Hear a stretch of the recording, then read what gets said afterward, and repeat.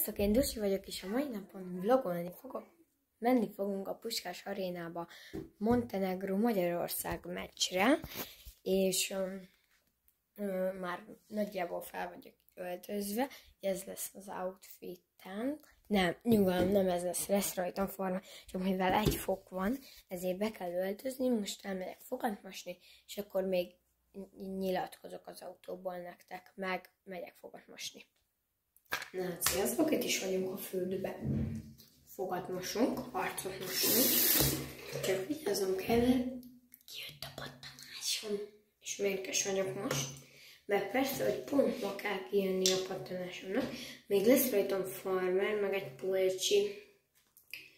Mert én fázós vagyok, és akkor, ja.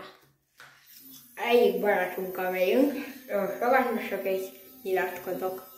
Hát készen volnánk a arcmosással, fogmosással, és akkor találkozni fogunk az autóban, most pedig, vagy addig is sziasztok, én Dusi voltam.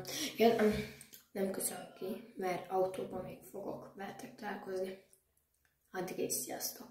Már itt ülünk bent az autóban, itt van velem Norina, hol vagy? Ja, itt. És megyünk a Puskás Arénába, még nem indultunk el, anyáink lassan jönnek. Azt majd még nyilatkozok útközben, meg a vonatállomáson, a vonaton, meg a Puskás Arénában, meg ahogy sétálunk be. Addig is sziasztok!